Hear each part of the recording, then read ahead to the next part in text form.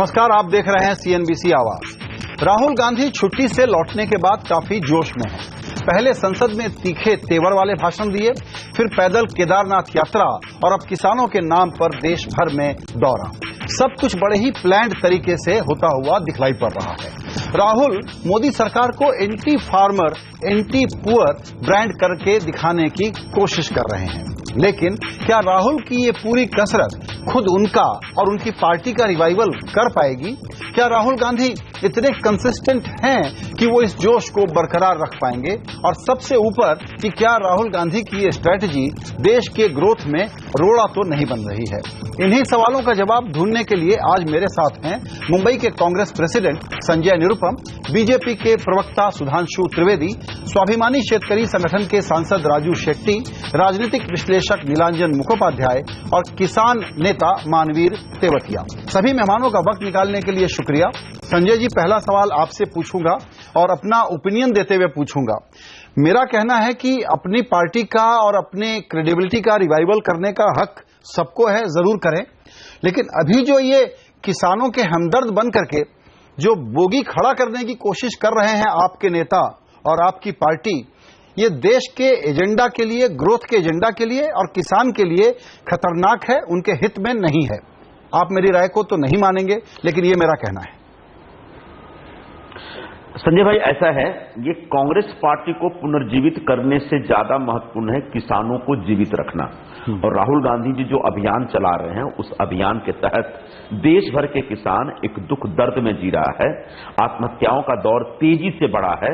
जिस अमरावती जिले में आज राहुल जी गए हैं, वहां पर जनवरी से अब तक 350 से ज्यादा किसान सुसाइड कर चुके हैं। और कुछ गांवों में तो सबसे ज्यादा सुसाइड हो रहा है। हमारे जमाने में भी सुसाइड होता था, मैं मना नहीं कर रहा हूं, लेकिन हाल के वर्षों में बहुत तेजी से बढ़ा है। दूसरी बात, जो लैंड बिल आया है, प्रपोज हुआ है सरकार की तरफ से, उसकी वजह से किसानों में एक भय निर्माण हो गया। उनको ऐसा लगता है कि उनकी जमीन जबरन छीनी जा रही है और बड़े बड़े उद्योगपतियों को देने की साजिश रची जा रही है। और तीसरी बात, महत्वपूर्ण बात यह है कि जो प्राकृतिक आपदाएं आए हैं, उससे लोगों की फसलें बर्बाद हो गई हैं और किसानों को मुआवजा नहीं मिल रहा है। और चौथी महत्वपूर्ण बात यह है कि मंडियों में किसानों की फसलें पड़ी हैं, उसका कोई खरीदार नहीं है। पहले एमएसपी पे इसी सरकार ने घोषणा की थी चुनाव के समय कि एमएसपी पे 50% ज्यादा प्रॉफिट मार्जिन देंगे, लेकिन एक पैसा नहीं दे रहे हैं। ऊपर से जो बोनस राज्य सरकारें देती थी, उनको देने से मना किया है मोदी जी की सरकार ने। ऐसे में किसानों के साथ खड़ा रहना बहुत आवश्यक है। अब आपका सवाल यह था या विश्लेषण यह था कि ग्रोथ के खिलाफ है क्या? किसानों के ग्रोथ को रोककर इस देश का ग्रोथ नहीं कर सकते। फॉल्टी आर्गुमेंट का ग्रोथ होना चाहिए, कोई इसके खिलाफ नहीं है। संजय जी, फॉल्टी आर्गुमेंट है, बुरा मत मानिएगा। कलावती से अमरावती की यात्रा में सिर्फ 6 महीने पहले महाराष्ट्र में एक दूसरी सरकार आई है, आप लोगों की हुकूमत थी। ये जो पॉलिटिकल टूरिज्म आप करते हैं किसान के यहां जाने का, सिस्टमिक सॉल्यूशन मांगता है। हमदर्दी में जाके फोटो अपॉर्चुनिटी से किसान के साथ खड़ा होना नहीं होता है। उनकी 75% की आबादी को आपको अगर वापस रोजगार देना है तो नॉन फार्म इनकम में शिफ्ट करना होगा। मैं कह रहा हूं कि किसानों का मुद्दा उठा करके आप लोग माहौल खराब कर रहे हैं और इससे देश का बड़ा अहित हो रहा है। सर, मैं जरा जवाब देता हूं। आपका ये एक तर्क है कि 75% की बात करना गुनाह है, तो ये आपकी अपनी सोच है, आपका दर्शन है, आपका विश्लेषण है। हमारे हिसाब से जिस देश के 75% किसान, 75% आबादी के लोग तकलीफ में हो, कष्ट में हो, उस देश का विकास चंद उद्योगपतियों को ताकत बढ़ाकर देने से होगा। मेरा ऐसा नहीं मानना है। हमारी पार्टी हमारी पार्टी ऐसा नहीं सोचती है। हमारा अपना नजरिया है, ये समस्या नहीं है। ये मेरा नजरिया है जिससे आप सहमत नहीं है। ठीक है, ये मेरा नजरिया। एक मिनट संजय भाई, एक मिनट और एक और चीज। आपने पॉलिटिकल टूरिज्म की बात कही है, क्योंकि आज एक बीजेपी के नेता ने बात कही है। फॉरेन में, यूरोप में, जर्मनी में, फ्रांस में जाकर टूरिज्म करने से बेहतर है अमरावती में टूरिज्म किया जाए, क्योंकि वहां हिंदुस्तान बसता है। उसके दिल के दर्द को महसूस करना ज्यादा जरूरी है, न कि जाके विदेशों में गुलचर्रे उड़ाने से। जी, सुधांशु त्रिवेदी जी भी हमारे साथ हैं। उसमें सिर्फ इतना ही जोड़ना चाहूंगा। अरुण जेटली जी ने कहा कि हमारे नेता कहां जाते हैं, देश के प्रधानमंत्री कहां जाते हैं ये पता तो है, आपके नेता कहां जाते हैं ये पता भी नहीं है। सुधांशु जी, आपका नंबर है। नहीं, देखिए, इसमें बहुत भिन्न भिन्न बात है। राहुल गांधी जी बाहर गए, कहा गया कि आत्मज्ञान प्राप्त करने गए हैं। अरे भाई, हजारों सालों से परंपरा रही है कि पूरी दुनिया से लोग आत्मज्ञान प्राप्त करने भारत आते हैं। स्व चरित्रम शिक्षेरन पृथिव्याम सर्वमानवा, वेदों में लिखा हुआ है। खैर, कोई बात नहीं। मेरा ये मानना है कि यहां पर जो अभी आपने कहा कि टूरिज्म की बात, तो राहुल गांधी जी गए हैं किसानों के दुख दर्द को समझने, हकीकत को समझने। मुझे डर लगता है क्योंकि कलावती के घर गए थे और उसके बाद उनको ऐसी गरीबी समझ में आई थी कि उनकी सरकार ने बाद में आके क्या निर्णय लिया था कि 26 रुपया प्रतिदिन जो है वो गरीबी की रेखा है, यानी 26 रुपए से ऊपर पाने वाला आदमी सुखी है। शायद यह राहुल गांधी जी की ज्ञान और समझ आई थी कलावती के घर पे जाने के बाद। तो अब अमरावती के किसानों के पास जाके क्या समझ में आएगी, यह सोचकर हमें थोड़ा भय उत्पन्न होता है। दूसरा मैं कहना चाहूंगा, किसानों के हित में यदि राहुल गांधी जी सक्रिय थे तो उस दौर में जब 10 साल पूरे देश की एक छत्र सत्ता आपके हाथ में थी, जब आपकी यह जलवा था कि आप केंद्र सरकार से यह कह सकते थे भरी प्रेस कॉन्फ्रेंस में कि मैं अध्यादेश फाड़ के फेंक सकता हूं, जब आप ताल कटोरा स्टेडियम में आदेशात्मक शैली में प्रधानमंत्री को कह सकते थे कि 3 सिलेंडर चाहिए, और कांग्रेस पार्टी पर तो एक छत्र राज्य था आपका, तब आपने क्यों नहीं किया? आज जब देश का नेतृत्व आपसे छिन चुका है, कांग्रेस में आपके नेतृत्व पर अनेक आवाजें और प्रश्न चिन्ह उठने लगा है, तो हमें लगता है कि इसका उद्देश्य किसानों के हितों से ज्यादा अपने निजी हित और कांग्रेस पार्टी पर अपनी पकड़ को मजबूत बनाए रखने का प्रयास अधिक प्रतीत हो। जी, आपका पॉइंट है कि अपने खुद के रिवाइवल और रिलेवेंस के लिए कर रहे हैं। जी संजय जी, मैं आपके पास आऊंगा, लेकिन 2 ब्रीफ कमेंट ले लेते हैं हमारे दूसरे मेहमानों से। नीलांजन, पहले हम शिकायत करते थे कि विपक्ष की जगह खाली पड़ी है और कांग्रेस उसको ऑक्यूपाई करने के लिए कोई हड़बड़ नहीं दिखा रही है। साल भर तक, करीब 10 महीने तक शांति बनी हुई थी। अब जब लौट करके आए हैं तो हमको दिक्कत यह हो रही है कि फिर वही पोवर्टेरियन पॉलिटिक्स का जो राग अलाप रहे हैं बड़ा प्रीमैच्योर है। लगता है कि सामने कोई चुनाव आने वाला हो, उस तरह से हमला करने पर उतर आए हैं। अब पूरा governance agenda, growth agenda Daryl हो रहा है। आपको कौन सी कमेंट्री इसमें ठीक लगती है नीलांजन? देखिए, अभी जो कुछ हो रहा है देश में, इसको मैं लैंड एक्विजिशन बिल ठीक है या नहीं उसके फ्रेमवर्क में नहीं देखना चाह रहा हूं। मैं इसको एक पॉलिटिकल प्रोसेस के नजरिए से देखना चाहता हूं। अपने राजनीतिक जीवन में मोदी जी अक्सर हमेशा बोलते रहे कि पॉलिटिक्स में कभी फुल स्टॉप नहीं होता है, लेकिन शायद वो खुद भूल गए कि फुल स्टॉप कांग्रेस की करियर में या उनके ग्रोथ में नहीं हुआ।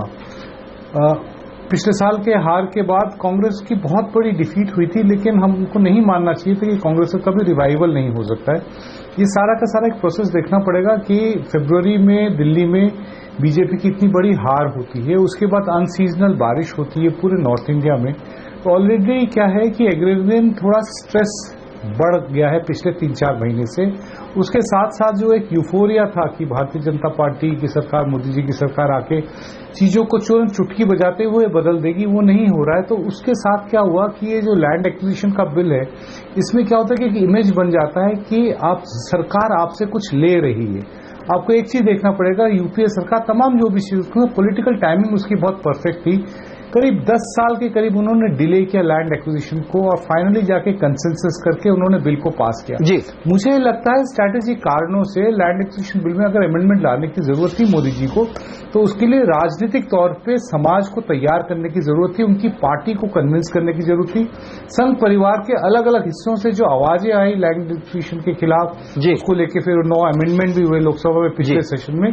तो इससे क्या सेंस किया गया कि कुछ सरकार जल्दी में है।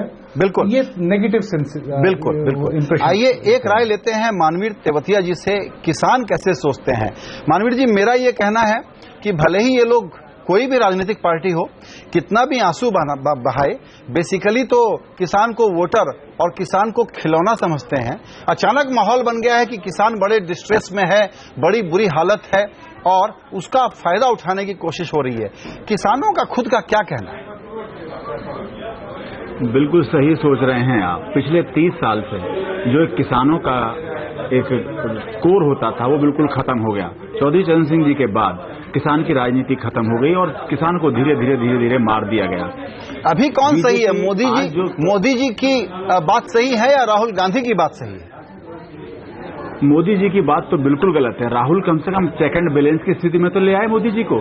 जो मोदी जी भूमि अधिग्रहण बिल लेकर आ रहे हैं वो क्यों नहीं बात कर लेते किसानों से, क्यों नहीं किसानों से चर्चा कर लेते। चैलेंज देते हैं गडकरी जी सोनिया जी को, चैलेंज दीजिए आप हमें जी, आप हमसे बात कर लीजिए, किसानों से बात करिए, हम आपको बताएंगे कि आप बिल में क्या लेकर आ रहे हैं। आप किसानों को खत्म करना चाहते हैं, जरा सोच के बताइए। एक किसान के पास 10 बीघे जमीन है, आप 10 बीघे जमीन छीन लेंगे, भले ही उसे कितना ही पैसा दे दें, क्या वो किसान बचेगा? आप ऐसा क्यों नहीं करते हो, किसान भी रहे और विकास भी हो। चलिए, ये छीनने वाला जो क्लॉज है, समस्या है जी बिल्कुल, छीनने वाला जो क्लॉज है इसी पर डिबेट है। संजय निरुपम के पास जाने के पहले जो बीजेपी के एलाई हैं, स्वाभिमानी शेतकरी संगठन के सांसद राजू शेट्टी, उनकी राय ले लेते हैं। राजू शेट्टी साहब, वक्त निकालने के लिए आपका शुक्रिया। आपसे मेरा सवाल यही है कि किसानों के हक में किसानों को फार्म इनकम से नॉन फार्म इनकम की तरफ शिफ्ट करना जरूरी है। इतने लोग खेती की कमाई पर निर्भरता नहीं रख सकते। किसानों की बेहतरी में यह है कि उत्पादकता भी बढ़ाएं और साथ ही साथ उनको दूसरे धंधों में भी लगाएं, तभी तो वो सस्टेन कर पाएगा। ये बात आज की सरकार कह रही है और राहुल गांधी अब माहौल बनाने में लग गए हैं कि भाई किसान पर तो बड़ा हमला हो गया है, उसके साथ बड़ी नाइंसाफी हो रही है। दोनों में कौन सही है? देखिए, जो खेती में निर्भर रहने वाले जो आबादी है वो ज्यादा है, वो कम होने की आवश्यकता है, इस बात पे मैं सहमत हूं। लेकिन इसका मतलब ये नहीं है कि किसानों की गर्दन पकड़कर उनको खेती से बाहर निकाले। ये जो डिसीजन लेना है वो डिसीजन तो खुद किसानों को लेना चाहिए, वो अधिकार उनको देना चाहिए। तो आपको लगता है कि राहुल गांधी की पोजीशन सही है? राहुल गांधी की जो आज की पोजीशन है कई मायने तक सही है, लेकिन मेरा सवाल यह है कि जब रॉबर्ट वधेरा किसानों की जमीन छीन रहे थे उस वक्त राहुल चलिए ठीक है, आपने अपना पॉइंट रखा।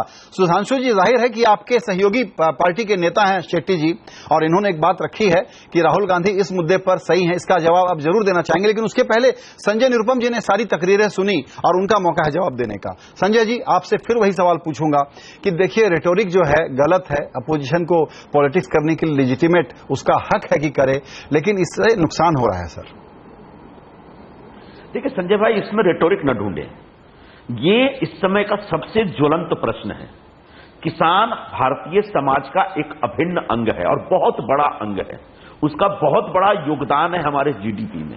हम जो रोज खाते हैं उसकी मेहनत, उसके लिए मेहनत किसान करते हैं, और अगर वो तकलीफ में हैं तो क्या आप ये उम्मीद करते हैं कि कांग्रेस पार्टी या राहुल गांधी जी चुपचाप बैठे रहे? आप भड़काएंगे या सोल्यूशन देंगे? इस प्रकार से मजाक उड़ा, एक मिनट, सुधांशु त्रिवेदी जी जिस प्रकार से मजाक उड़ा रहे हैं, मुझे बड़ा तरस आता है इन लोगों की मानसिकता पे। जब राहुल गांधी छुट्टी पे जाते हैं तो ये बेचैन हो जाते हैं, चिंतित हो जाते हैं, 24 घंटे उनकी छुट्टी पे चर्चा करते हैं। जब राहुल गांधी काम पे लगते हैं, सक्रिय हो जाते हैं, तो उनका मजाक उड़ाते हैं। मैं इनसे निवेदन करूंगा कि आप सरकार में हो, सत्ता में हो, जो गलतियां कर रहे हो उसकी तरफ हम ध्यान आपका आकर्षित कर रहे हैं। बेहतर होगा संवेदनशीलता का परिचय देते हुए, संवेदनहीनता का नहीं, आप इस दिशा में काम करें और राहुल गांधी जी को कम से कम थैंक यू बोले। जिस तरीके से पंजाब मंडी में जब राहुल गांधी जी गए, उसी दिन शाम को इनकी ही सरकार, अकाली और बीजेपी की सरकार ने तत्काल घोषणा कर दी 4000 करोड़ का पैकेज देने का, क्योंकि वहां मंडियों में गेहूं सड़ रहा था, किसान बेचारे तड़प रहे थे, तरस रहे थे। तो ऐसे में इस सरकार से उम्मीद करता हूं कि फर्जी आंकड़े देने के बजाय, राहुल गांधी का मजाक उड़ाने के बजाय किसानों को कैसे राहत दे सकते हैं, इस दिशा में तत्काल निर्णय करे और काम करे। सुधांशु जी, संजय जी कह रहे हैं थैंक यू बोलिए राहुल गांधी को, राजू शेट्टी कह रहे हैं कि राहुल गांधी की बात फिलहाल इस विषय पर तो ठीक है, हालांकि वो आपके सहयोगी पार्टी के हैं। क्या कहेंगे आप? देखिए, जो संजय जी का ये कहना अपनी जगह ठीक है, उनकी पार्टी के नेता वो कहेंगे, पर राहुल गांधी जी जो बोल रहे हैं, आपको सोचिए उन्होंने क्या कहा। मैंने पहली बार इस ढंग के हालात देखे विदर्भ में। 15 साल उनकी सरकार रही कर्नाटक में, 10 साल केंद्र में रही, उनकी सरकार ने 2-2 बार विदर्भ को पैकेज दिया, केंद्र सरकार ने। यानी तब उनको आभास नहीं हुआ कि विदर्भ के हालात कितने खराब हैं। जब वो आपने कलावती प्रकरण बताया तब भी वो गए थे। इसका मतलब या तो राहुल गांधी जी खुद ही गलत बयानी कर रहे हैं, यानी उन्हें आभास था मगर उसकी अभिव्यक्ति उस समय न करके अब आप करने का प्रयास कर रहे हैं। दूसरी मैं एक छोटी सी बात कहूंगा, किसानों का दर्द समझने के लिए जो संवेदनशीलता चाहिए, जो समझदारी चाहिए, वो एक अलग प्रकार का नेता होता है जिसका चाल, चिंतन, चेहरा, चरित्र गांव गरीब किसान में रचा बसा होता है। कि आपको लगता है कि 2 महीने विदेश में छुट्टी बिता के आने वाला व्यक्ति यदि आकर फिर अचानक किसान की बात कहे तो मजाक ये है या जो हम कह रहे हैं वो मजाक है? दूसरी बात मैं तिवतिया जी से भी कहना चाहूंगा, ये बात सत्य है कि भारत में किसानों के सबसे बड़े नेता प्रारंभ में चौधरी चरण सिंह उभरे, उसके बाद किसान का आंदोलन क्यों भटक गया? उन सभी नेताओं के प्रति पूर्ण सम्मान व्यक्त करते हुए मैं कहना चाहूंगा, जब किसान के आंदोलनों के साथ जाति की राजनीति शुरू हुई, याद करिए अजगर शब्द कहां से आया था? अहीर, जाट, गुजर, राजपूत। उसके बाद देवीलाल जी हो, चाहे चौधरी अजीत सिंह हो, मुलायम सिंह हो और लालू यादव हो, सब अपने जातियों में बट गए। तो किसानों के मुद्दे से भटकाने में कहीं न कहीं उन लोगों के नेताओं का भी बड़ा रोल रहा, जिन्होंने अपने को ग्रामीण परिवार का नेता कहा, पर किसी न किसी एक जाति का लंबरदार बनने का। दरअसल मैं आपकी बात से सहमत हूं कि किसानों को हमेशा भटकाने और भरवाने की कोशिश हुई है, लेकिन फिलहाल ये बात तो माननी चाहिए आपको कि राहुल गांधी जैसी भी पॉलिटिक्स कर रहे हैं, जिस भी इरादे से कर रहे हैं, आप लोगों को उलझा तो दिया है। देखिए, मैं एक बात कहूंगा कि इस समय एक ऐसी परिस्थिति है क्योंकि किसानों ने ही नहीं, भारत की सभी जनता ने बहुत प्रबल अपेक्षाओं के साथ हमारी सरकार को समर्थन दिया था।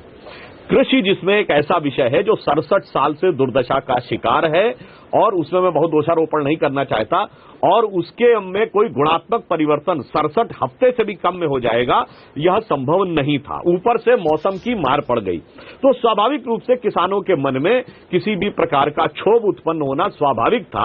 और मैं इसमें भी दोष नहीं देता, भाई ये तो हमारे प्रतिद्वंदी हैं, ये तो राजनीतिक फायदा उसका उठाएंगे ही। हाँ, ये जरूर कहते हैं उद्योगपतियों की सरकार है, तो ये जितने भी उद्योगपतियों के नाम लेते हैं, ये सब किस जमाने में अरबपति खरबपति? इसमें मैं पिक करना चाहता हूं आज संजय जी। एक तो सुधांशु जी ने कहा था कि देखिए पार्टी में कैडर का जोश भरना बिल्कुल सही काम है, राहुल गांधी जी को करना चाहिए, लेकिन पिछले दिनों उस हार के बाद पुराने नेता जो सीनियर लोग थे वो कि सोनिया जी को ही ले आए, प्रियंका जी ही को ले आए, इनसे नहीं हो पाएगा, इस तरह की जो बातें चली, तो अपने असर्शन के लिए मुद्दों का इस्तेमाल कर रहे हैं ताकि कांग्रेस पार्टी पूरी तरह से एक डायरेक्शन में आ जाए और एक नियंत्रण में आ जाए। सुधांशु जी ने ये मुद्दा उठाया, इससे आप सहमत हैं कि नहीं? दो बातें हैं संजय भाई। सबसे पहले आपने जो हमारे पार्टी के अंदरूनी विषयों की चर्चा की है वो निहायत इंटरनल इश्यू है और उसके ऊपर मैं किसी भी बिल्कुल इंटरनल इश्यू नहीं है सर, नहीं करना चाहूंगा। बिल्कुल इंटरनल इश्यू नहीं, बिल्कुल इंटरनल इश्यू है नहीं। मेरा ऐसा मानना है, आपका मानना नहीं हो सकता है। मैं ऐसा मानता हूं कि हमारा इंटरनल सब्जेक्ट है, पार्टी के अंदर का अंदरूनी विषय है और मुझे इस पर चर्चा नहीं करनी चाहिए, पार्टी के अंदर इस पर चर्चा होनी चाहिए। दूसरी बात, आपने असर्शन की जो बात कही है, राहुल गांधी जी किसानों और किसानों के हितों और हकों की लड़ाई अपनी सरकार रहते भी लड़ते रहे हैं। भट्टा परसौल की यात्रा उन्होंने ही की थी और उसी यात्रा की कोख से ये भूमि अधिग्रहण कानून का प्रारूप तैयार हुआ था, उपजा था। तो राहुल गांधी वही नियमगिरी गए थे जब जाकर के आदिवासियों की जमीन बचाए वेदांता से, जिस वेदांता को अब हिंदुस्तान जिंक्स बाकी भी बेचने जा रहे हैं। ये राहुल गांधी जी ने इससे पहले भी विदर्भ की यात्रा की और उनकी यात्रा का असर यह पड़ा कि पैकेज भी दिया गया, जिसकी चर्चा कुछ त्रिवेदी जी करे, 2 बार पैकेज दिया गया था। कहने का मतलब है कि राहुल गांधी जी किसान मजदूर का दुख दर्द, अच्छा ये सब करके, ये दुख दर्द समझ करके और उसकी लड़ाई लड़ते हैं जी, दुख दर्द समझ करके लड़ाई लड़ करके होता क्या है? भट्टा परसौल से ही आते हैं मानवीर जी, क्या हुआ है वहां? मैं उसी भट्टा परसौल से इतना बड़ा कानून निकला। सुधांशु जी, मैं एक बात बताऊं आपको, भट्टा परसौल जब आंदोलन हो रहा था, आज किसान की राजनीति में उसमें अंतर है। आज राहुल गांधी जब चल रहे हैं तो किसी सरकार की हिम्मत नहीं कि किसानों को जेल में डाल दे। जब हम भट्टा परसौल आंदोलन कर रहे थे, हम आतंकवादी हो गए थे, हम 2 साल जेल में रहे। 2 साल तक राहुल गांधी जी को हमारी याद नहीं आई। ये अफसोस की बात है हमारे लिए और उनके लिए भी।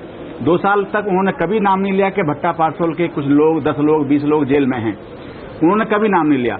दूसरी बात, आपका बीजेपी जो त्रिवेदी जी हैं, मैं उनका जवाब दूंगा। त्रिवेदी जी, जब किसान गरीब था आज से 30 साल पहले, तो 30 साल पहले किसान आत्महत्या नहीं करता था क्योंकि उसका विश्वास किसानों अपने नेताओं पर था।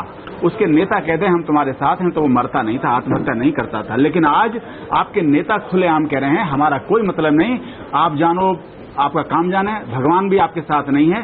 मोदी जी में किसानों का विश्वास कम हुआ है, इसलिए किसान आत्महत्या कर रहा है। इस विश्वास को बढ़ाने की जरूरत है, उनके साथ संवाद करने की जरूरत है।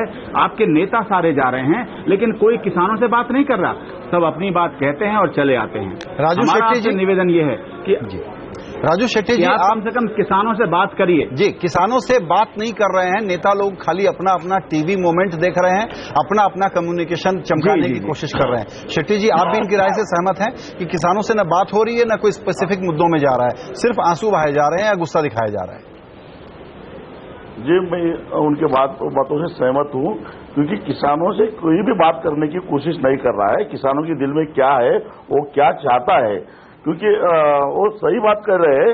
क्योंकि लोकसभा की चुनाव चल रही थी, तब पूरे देश में और ग्रामीण इलाकों में जब मोदी घूमते थे, उस वक्त उन्होंने आश्वासन दिया था कि जब मेरी सरकार आएगी तो स्वामीनाथन समिति के सिफारिश के तहत किसानों को हम समर्थन मूल्य दे देंगे। आज वही मोदी सरकार सुप्रीम कोर्ट में बयान देती है कि स्वामीनाथन सिफारिश के तहत हम समर्थन मूल्य नहीं दे सकते। इसका मतलब सरासर ये विश्वासघात है किसानों के साथ। दूसरी बात यह है कि एक तरफ ये समर्थन मूल्य बढ़ाकर देने वाले थे, दूसरी तरफ जो जमीन है वही छीनने की कोशिश कर रहे हैं। इसलिए किसानों को ऐसा लग रहा है ये तो हमें समर्थन मूल्य तो नहीं देते हैं, लेकिन हमारे जमीन भी नहीं रख रहे हैं, वो भी छीन रहे हैं। इसलिए एक प्रकार अविश्वास निर्माण हो रहा है किसानों के दिल में। जी, एक बात यहां पर नीलांजन मैं आपसे समझना चाहूंगा कि देखिए, ये जो टैक्टिक्स है राहुल गांधी या और कांग्रेस पार्टी की, क्या ये थोड़ा प्री मैच्योर नहीं खेल रहे हैं? क्योंकि जिन राज्यों में चुनाव है वहां इनका कुछ हिसाब किताब है नहीं, लेकिन जिस प्रकार से ये मुद्दा उठा रहे हैं, आपको नहीं लगता कि ये थोड़ा सा प्रीमेच्योर इस सेंस में है कि निश्चित रूप से किसान अब मोदी विरोधी हो जाएं, सरकार विरोधी हो जाएं और इसका इनको फायदा मिल जाए, ऐसा कोई टेंजिबल गेन होता हुआ मुझे नहीं दिखता। आप क्या समझते हैं कि पॉलिटिकल टैक्ट के नाते राहुल और कांग्रेस पार्टी ठीक कर रहे हैं या थोड़ा सा मिसकैलकुलेशन है? देखिए, पॉलिटिक्स में खासतौर से अगर आप विपक्ष की राजनीति करना चाहते हैं तो आप चुनाव को मद्देनजर रख के अपना आंदोलन नहीं छेड़ सकते। आपकी टाइमिंग वो होनी चाहिए कि आप सरकार को मोस्ट वल्नरेबल मोमेंट में उनको घेरने की कोशिश करें। पिछले 11 महीने में ये सबसे वल्नरेबल मोमेंट है। बेमौसम बारिश हुई है, एक परसेप्शन की जो लड़ाई जो हम लोग बोलते हैं कि वो मोदी जी के खिलाफ चली गई, जो हम लोग बैटल फॉर परसेप्शन, वो उनके खिलाफ चली गई। तो जनरल परसेप्शन हो रहा है कि बहुत वादे किए गए, लेकिन ग्राउंड लेवल रियलिटी में कुछ परिवर्तन नहीं हुआ है। जो बदलाव की जो बात जो बोली गई थी, लोगों को लगता है नहीं हुआ है। तो उनके मोस्ट वल्नरेबल मोमेंट में अगर कांग्रेस अपनी रीब्रांडिंग नहीं करेगी तो कभी नहीं कर पाएगी। बिल्कुल सुधांशु जी, वल्नरेबल मोमेंट में आप लोगों को पकड़ा है, टैक्स के नाते इससे निकलेंगे कैसे? क्योंकि ये जो एक डायलॉग है, उद्योगपतियों की सरकार और उनके लिए जमीन और किसान का हक छीनना, ये मुहावरा बड़ा गंभीर है। इसमें कितना मेरिट है ये इशू ही नहीं है, बगैर मेरिट के भी ये चिपकता है। कैसे निकलेंगे इससे? देखिए, जो ये बातें कही जा रही हैं, हम अपने कार्य से, अपने कृतित्व से इसे सिद्ध कर देंगे। हमारी सरकार के मंत्रियों ने बहुत स्पष्ट कहा है कि हम 1 इंच भी जमीन किसी प्राइवेट कंपनी के लिए अधिग्रहित नहीं करेंगे, और जो भी प्रोजेक्ट्स हमने कंसेंट क्लॉज से बाहर किए हैं उसमें रूरल इंफ्रास्ट्रक्चर और डिफेंस में अर्जेंसी क्लॉज जैसे तमाम प्रकार की चीजें हैं। हमें इंच भी जमीन है कि कुछ साल के बाद देश की जनता, और आज तक एक भी जमीन मोदी सरकार ने नहीं अधिग्रहित की। जो भी उद्योग, संजय जी, मैं एक बात बताना चाहता हूं आपसे, बिल्कुल बिल्कुल आखिरी का 15 सेकंड है आपके लिए। ये बात मैं आपको बताना चाहता हूं, कानून का जो भी प्रावधान हो, 1 इंच भी गलत तरीके से किसी उद्योगपति को देना मोदी जी न सिर्फ अफोर्ड नहीं कर सकते, वो देंगे भी नहीं। इसीलिए मैं कहता हूं कि आप लोग एक बेमतलब का बोगी खड़ा कर रहे हैं, आप लोग एक प्रोपेगेंडा खड़ा कर रहे हैं। संजय भाई, आप बहुत बड़ी गलतफहमी में हैं। आप अहमदाबाद से कोई 25-50 किलोमीटर दूर सानंद है, वहां जाके देख लीजिए। नैनो के नाम पे सैकड़ों एकड़ जमीन गुजरात के किसानों से छीन करके नरेंद्र मोदी ने टाटा को दिया है, और नैनो की फैक्ट्री भी बंद हो गई। आज भी किसान वहां पर आंदोलन कर रहे हैं। तो नरेंद्र मोदी जी का ट्रैक रिकॉर्ड जहां तक किसानों के संदर्भ में बहुत खतरनाक है। हां, थोड़े देर से लोगों को पता चला, अब धीरे धीरे पता चल रहा है, और नरेंद्र मोदी किसानों की जमीन छीन के उद्योगपतियों की सेवा करना चाहते हैं। इस बात के ऊपर किसी को भी दो राय नहीं रखनी चाहिए। राहुल गांधी शायद करिए जी, आप जो कह रहे हैं, राहुल गांधी शायद इसी ब्रांड की पॉलिटिक्स को लेकर के पूरे देश में घूम रहे हैं। शायद कुछ टीवी मोमेंट तो जरूर क्रिएट हो गया है, जो शायद देर से ही सही। वाक्य कहना चाहूंगा जी, बोलिए। नैनो का प्रसंग इन्होंने चलाया, तो नैनो की फैक्ट्री का ही शायद देश के में इतिहास में इकलौता उदाहरण था जब सिंगूर और नंदीग्राम में पुलिस के द्वारा नहीं, कम्युनिस्ट पार्टी के कैडर ने हथियार बंद होकर किसानों की जमीन को एक औद्योगिक चलिए ठीक है, ये डिस्कशन फिर बिल्कुल आपने अपना पॉइंट रखा। वो लोग जो कहते थे किसान मजदूर के सबसे बड़े, ये दूसरी तरफ चला जाएगा, लेकिन यही इस वक्त के पब्लिक ओपिनियन को अपने हिसाब से इन्फ्लुएंस करने की जो कोशिश कर रहे हैं राहुल गांधी, उसके एनालिसिस की कोशिश थी। आप सब लोगों ने अपनी जो राय रखी उसके लिए बहुत शुक्रिया। नमस्कार।